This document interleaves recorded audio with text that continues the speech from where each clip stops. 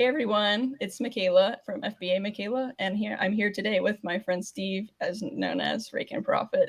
We're gonna pick his .com. brain a little bit. Yeah, you gotta add that in. That's very important part. Hey Steve, how are you? I am doing fantastic. It is a really rainy day, so you might be able to hear it in the background. I'm over here in Connecticut, and we just did a video on my channel, so now we're doing one on your channel for the first time. So I'm definitely excited to be able to give some tips and tricks for your audience about what I'm doing and whatnot. So thanks for having me on. So this is my very first interview, so we'll see how this goes.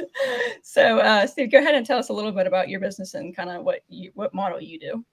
Yeah, so right now I'm doing mostly online arbitrage. I still go thrifting and hit garage sales and auctions and flea markets, but I've been really scaling my business with online arbitrage. My business is a little different, Michaela. I'm mostly buying my items off of eBay, Facebook Marketplace, and a little bit of Mercari, and just sending it into Amazon FBA. So I mostly buy DVDs. That's like my major category that I focus on. CDs, mostly new, which I know a lot of people are like, don't do it. I'm willing to take the risk. We can talk about that. Board games, video games, books, and some electronics. So I have a team of virtual assistants. I have 2 full-time virtual assistants who just source for me. They each work around 40 hours a week for about $3 to $3.50 per hour. And right now we're sourcing around 50 items a day. And they source everything. They buy everything on my behalf. They pay for it on my behalf. And everything gets shipped to my house, and we send it into Amazon. So when did you decide to do VAs, and why did you decide to do that? Because some people always ask me, and I would like somebody else's opinion. Yeah, so I think I'm just naturally lazy. I mean, when I was in my 20s, right, I'm 35 now, but when I was like 26, when I started, like I was going crazy, doing everything myself. And, you know, the older you get, you have more responsibilities, you know, maybe you start to overeat and put a couple pounds on. No, but you have a lot of responsibilities and different things going on, and you don't have as much time in your 20s, in your 30s versus your 20s, at least for me. And I always try to find out how I can get the most bang for my buck doing the least amount of work. So, and I learned a lot of this from Avery, Romer the Romer, we were talking about behind the scenes. He taught me a ton about how to hire virtual assistants, how to build teams, how to get the teams to work with one another. So I think the biggest thing that we all need to focus on is we have to realize, number one, we only have 24 hours in a day, and we have to sleep, 6 to 8 hours. And obviously we want to spend time with our family, friends, go hiking, do things we enjoy and whatnot. So you really only have 6, 7, 8, 10 hours a day to really work. And how many of those hours can you really, work without, draining yourself out of over 6 or 12 months. So I try to figure out what are the most important things I could do in my business, and I do those. And then I try to delegate and outsource the rest. Yeah, work smarter, not harder is what I like to say.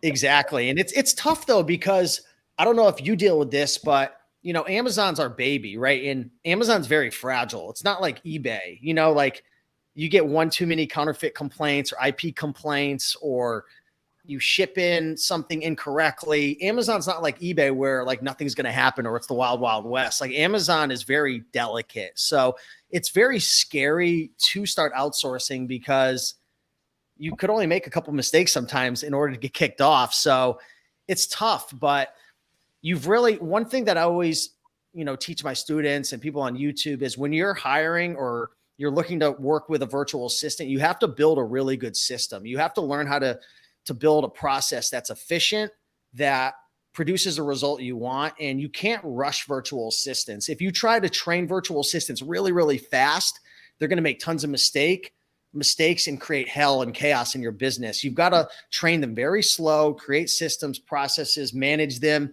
help them with their mistakes. And that'll create a virtual assistant who really is able to help you in your business long-term, because virtual assistants could make your business or they could break your business. That's why I always go on the rant about VAs and like kind of when you should get one and when you shouldn't get one. And like, there's some people that get a VA like right away. And I'm like, if you can't source on your own and teach yourself how to do it, how are you going to teach somebody else to do it? So it's just, you've got to learn yourself. Then you can be the teacher after. And then that can help solidify also like other concepts involved with sourcing. If you can teach somebody else how to do it effectively and they can, pick up on it, then that you've got, at least a foundation, and you kind of build from there. You can actually like learn together. So it's kind of cool to have a Yeah. VA that you can train. Do you have virtual assistants that source in your business, Michaela? So originally I had two. I had one for wholesale stuff, and then I had one for OA. I ended up letting go of my OA because I found my niche. I was really good at sourcing that particular, category, and I just felt like I wasn't spending as much time and money on his leads, and it wasn't fair to him. It wasn't fair to me. Mm. So I ended up, letting one of my other friends have him, and he's going to train him and everything. So it ended up working out in the end for him. I didn't want to see him, not have a job because he's Yeah. very, very good. Like he was very, very excellent at his job, but I just didn't see, a fit for him in my business right at this point in time. So yeah, so I only have one right now doing wholesale.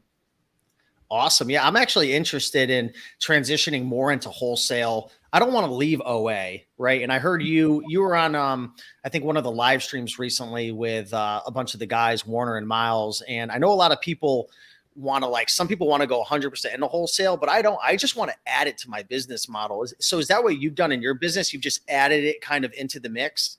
Yeah, so like when I first started out, I was doing strictly OA, and then maybe within my second or third month, I started integrating a little bit of wholesale. I wish I kind of would have held off a little bit longer because with wholesale, it's easier in the sense that you can buy bigger quantities, but it's harder in the sense that it's not as straightforward with like gaining accounts and stuff, because it's not like I just Google wholesale accounts and then every person that I contact says, hey, yeah, Michaela, I would love to have you. You know what I mean? It's not that. You get hundreds of no's and a few yeses. And then obviously with the minimum order quantities, every distributor has, their own. So there might be, the largest I've had was like 100,000.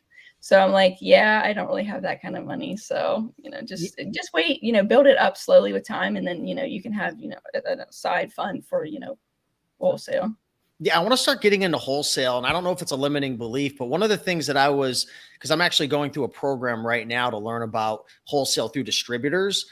And one of the things I was worried about was having my residential address be the place the items are shipped to. And I heard that a lot of wholesalers want like a actual business. How did you get around that? So some of them, like I've experienced, some of them were okay with residential addresses, but the shipping costs more because I don't have like a lift gate and everything. So they have to do specialized stuff for that. And then some were like flat out, if you don't have, a commercial address, we can't open accounts. So that's when you have to obviously invest in a prep center that has, that capability, or in the long term, your own warehouse. Okay. Thanks. Good advice. So, will you tell us a little bit about your background and kind of why you kind of switched from, books and thrifting into, Amazon? Yeah, good question. So I still do a lot of books. I still go thrifting and stuff just because it's probably not the best use of my time, but I love it. Like I came up 8 years ago, quitting my job, working at the Cracker Barrel, delivering pizzas, going to thrift stores, buying clothing to sell on eBay. And I know that you started there. So I love the hustle. I love the treasure hunt. I love, I taught my mom how to sell books 8 years ago. She does around 3,000 to 5,000. Yeah, she does around 3,000 to 5,000 a month in sales, 1 to 2K a month profit. She's 68 years old. She just does it for fun. She gets Social Security and, can only make a certain amount of money, I think, at this point. I don't know if that's been lifted, but she loves it. So we go thrifting, we go on trips. I'm in Connecticut. We go to Rhode Island once a month, and we go to Providence and go on little thrifting trips and whatnot. But the reason I transitioned more into OA was just I was having a hard time finding inventory. That was like the biggest issue. The inventory is out there, Michaela, at thrift stores, but I don't know. Like I was saying, I don't want to go out thrifting for 8 to 10 to 12 hours. And you know how it used to be. Like you go out thrifting, it's exhausting after a while. Then you got to bring it home and process it and list it and ship it. And it's just not making me money. Like I want, and I know we were talking about this on my channel, like when you do OA, you're literally having the money work for you. Like the margins are less, but the money is going out there and bringing the items back to you. Whereas with thrifting, the ROI is really high, but I'm having to use my physical body and my energy and time, and you have to drive around and find it all. So that's just what I love about it. Like, I don't know why I didn't start doing this sooner. I don't know. Like what I do is kind of like taboo in a sense. Like nobody talks about eBay to Amazon flips because I think it's more risky, and it is. But I have plenty of friends of mine, plenty when I say like two. I have a friend of mine, Checkmate Flips. He's doing like 50 to 60K a month. My buddy Josiah, I think he's on pace to do almost 100K a month doing this model.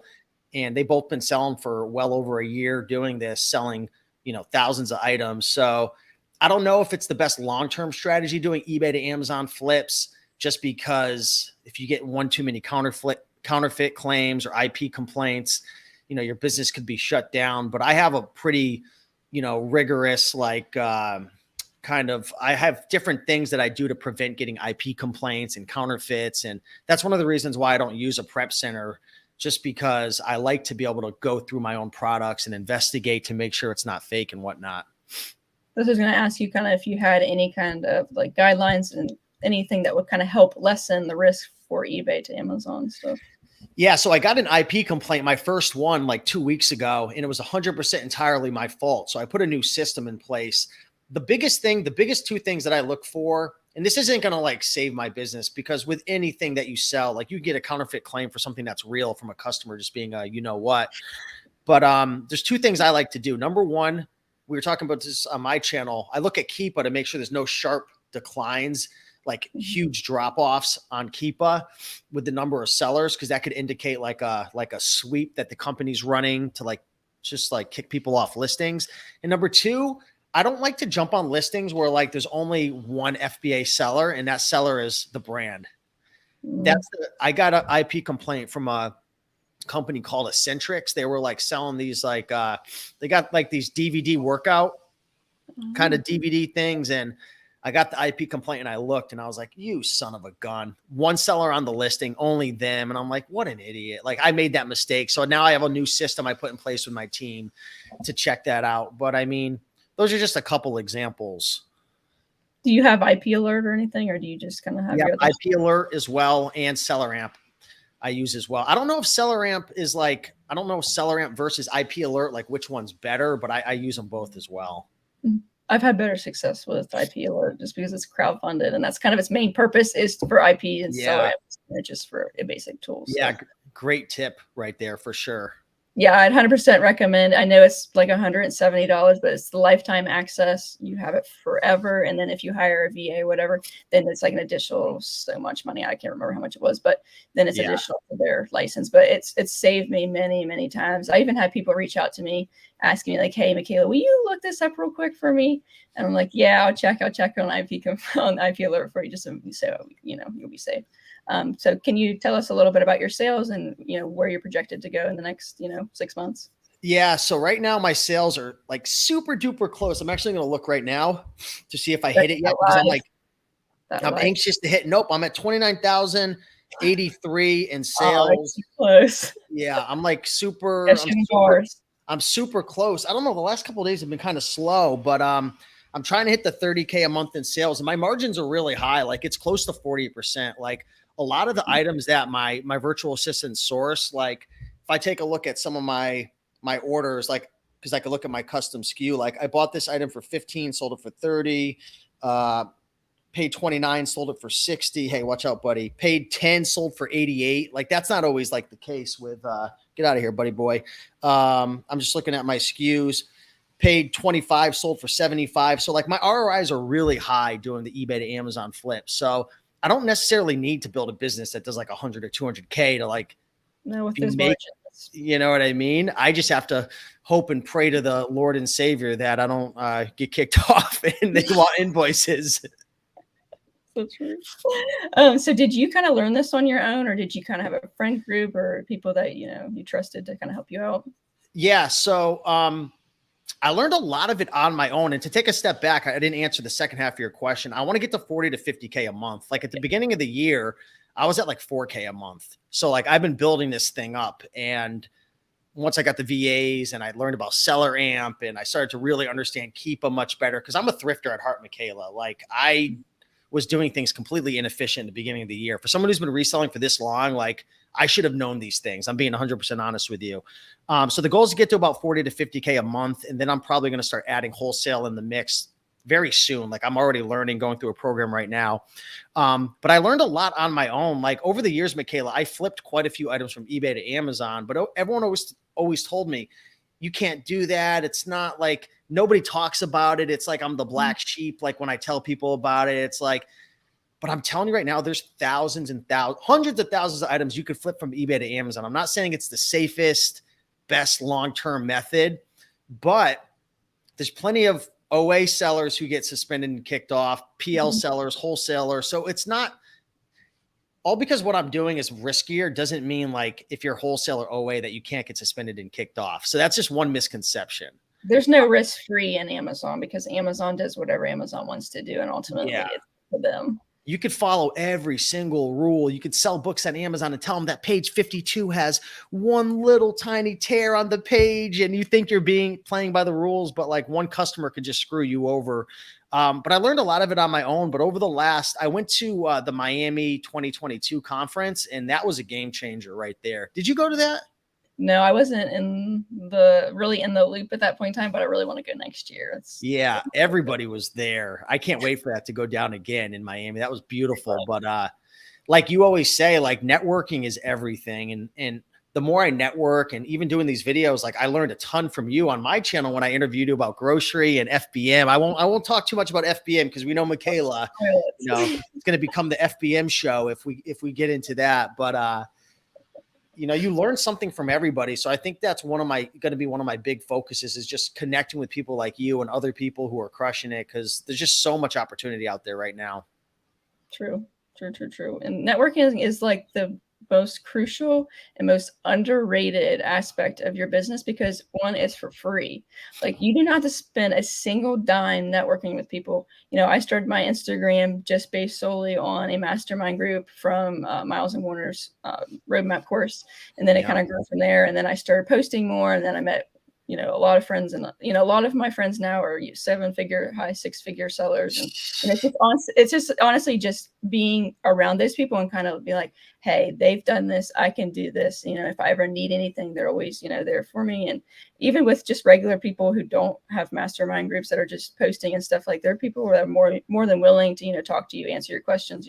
I try to answer as many DMs as I can, help out as many people as I possibly can.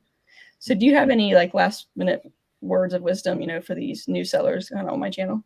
Yeah, I would say, I don't know do you have a lot of beginners watching your channel who have never done OA? Yeah.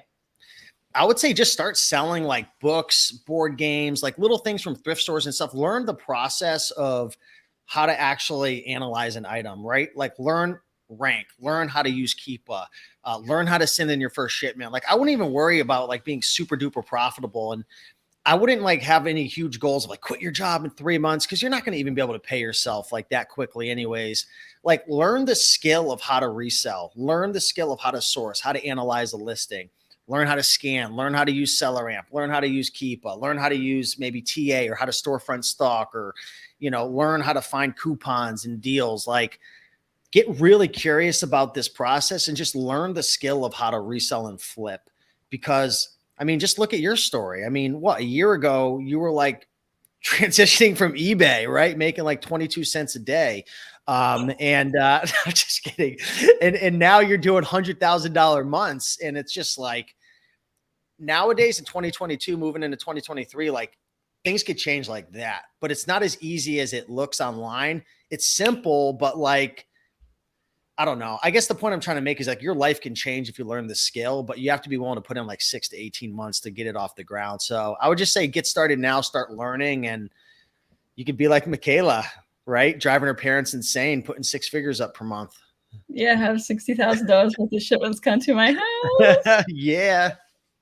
But no, like I say on my channel all the time, I honestly think that anybody could do this if you just put the time, work, and effort into it. This is not passive income. If anybody has ever told you it's passive income, it is not passive income, especially at first. I talk about it a lot. I grind a lot. I've been scaling pretty aggressively, so I've had to put in the hours. I work every weekend. I get up at 6 o'clock. I usually don't go to bed till about 11. So, and then in between I have a little bit of other things, but usually I'm working, I'm sourcing, I'm packaging, like right now with the FBM things. Everyone hates me talking about it, but that's a big part of my life right now. But yeah, thank you, Steve, again for coming on here, my very first interview.